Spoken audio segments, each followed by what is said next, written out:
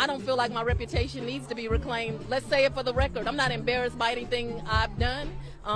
You know, I guess my greatest crime is I had a relationship with a man, but I didn't think I was the face of the feminist movement, but somehow I became it. And I think that women feel like women are treated differently when they're professionals, and they're proud to see someone that is strong and trying to do the right job.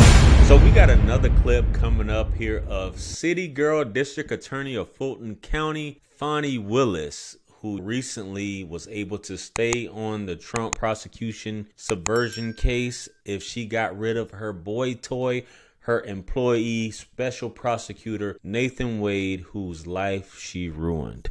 Who knows what's going to happen to Buddy since he resigned, but it seems to be in proper fashion, and with the city girl behavior that she has displayed, that she has no regrets. She doesn't accept any accountability, and she just said that, hey, I should be able to sleep with my employees and married men regardless of if I said that I would never do anything like that. But let's catch up with all this stuff and see what she has to say, which, as I said, she recently was at a Easter egg hunt, and she spoke about this, what she has in terms of future plans with the whole prosecution of Trump. Let's go.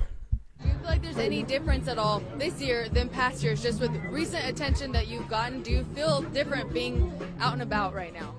I feel more loved. Actually, I've gotten a lot of support from women that surprised me. I wasn't thinking that I was going to be the face of women, but women of every nationality, African American women, Caucasian women, have been really embracing. Sometimes I think they tell me they're praying for me, but just really, really embracing, very proud of me. So it's very interesting to see how proud of women are of what they see in me, and that's very humbling. That one hair is loving your hand.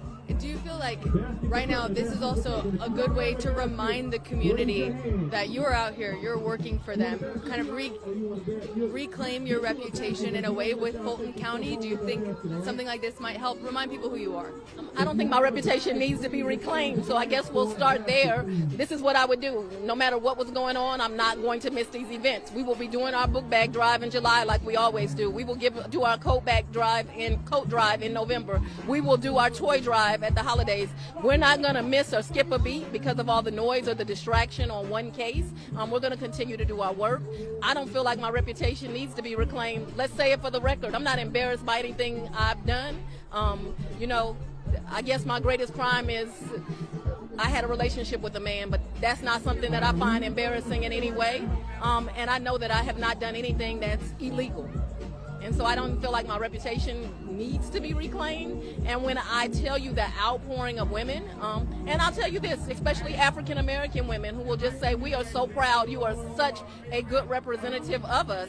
But I would be lying to say it's only African American women. I have had Caucasian women, Asian women, Indian women. I told Jeff one day, I didn't think I was the face of the feminist movement, but somehow I became it. And I think that women feel like women are treated differently when they're professionals, and they're proud to see someone that is strong and trying to do the right job. Certainly flawed, like every human being is flawed. My father has a saying, only one perfect man walked the face of the earth and they crucified him. I am not a perfect human being, but what I am is a hardworking human being and a human being that loves the community I serve and who understands this seat does not belong to me. It belongs to the people, and as long as I'm here, I'm going to try to do the job in a way that's honorable. Speaking of the recent case, you know, did that almost 2.5 month attempt to remove you from this case, did that delay or derail your own case that you're working on against Trump in any way? No, my team's been continuing to work, and I think the media, and especially organizations like your own, have been paying attention. All while that was going on, we were writing responsive briefs. We were still doing the case in the way that it needed to be done. I don't feel like we've been slowed down at all. I do think that there are efforts to slow down this train, but the train is coming. Go ahead, Fanny. Fanny said the train is coming. Trump, look out. She said they still after you, but we all know Trump's going to win. Let's cut out the BS. Let's cut it out, baby. Fani, you did your thing. You were able to talk slick. You were able to represent for the sisterhood. And that's why, as long as women are able to do certain things, they're going to support other women in their efforts. Whether she's cheating, whether she's sleeping with married men, whether she's spending taxpayers' money, whatever have you. Because that's one thing about the sisterhood. They're not going to hold each other accountable. Nathan, Buddy, not to say that he wasn't wrong, but Buddy just thought that he could maybe step up the ladder. You was just supposed to keep it quiet. You didn't keep it quiet. You threw the homie under the bus, and that was that. You're supposed to protect this man. He was clapping those 53-year-old cheeks, and this is the thanks he got. He thought this was the next step. He gave up his position, being a civil court judge, just to be nationally shamed and having to answer all these interrogatories. And it's just like the only thing that I don't care about, none of that, this, that, and the third. Man.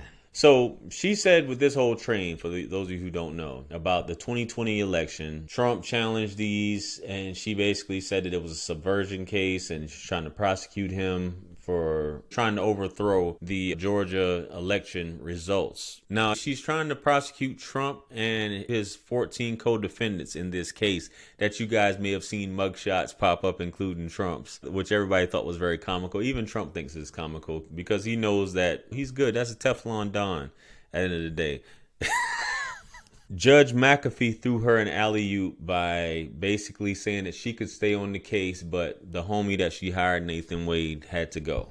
And for something with such a high visibility at this point, it doesn't look good for Nathan Wade. It doesn't look good for you, even though you said that you're now the face of femininity, which I get it, baby. Of course you're going to be the face of femininity because women are going to root for you. Even if you were sleeping with their husband, they would still root for you, right? That's just how these things are. It's just weird like that, man. But that's how a lot of these within law and politics go hand in hand, obviously. And they feel like they can get away with anything. They'll do anything and people will continue to rock with them, especially the women. They love to see a woman get her cheeks clapped or use men or have sex with men. I've covered videos like this about women who go and get their cheeks clapped, and women are all for it.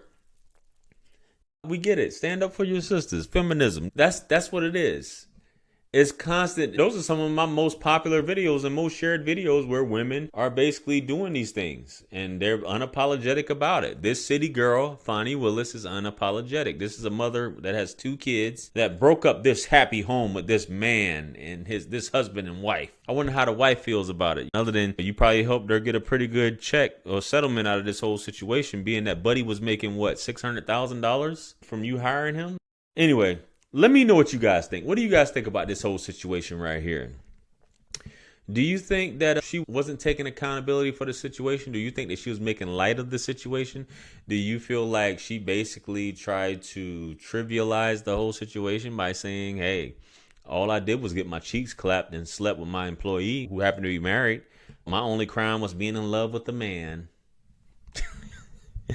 Let me know what you guys think. Like, share, comment, and subscribe. Much blessings and abundance. Stick around for the next video that's going to pop up on the screen below. That's where I'm going to see you guys at. Listen, it's your favorite everything. I'm the best. Let's run it up to 200,000. Quit playing with me. Peace.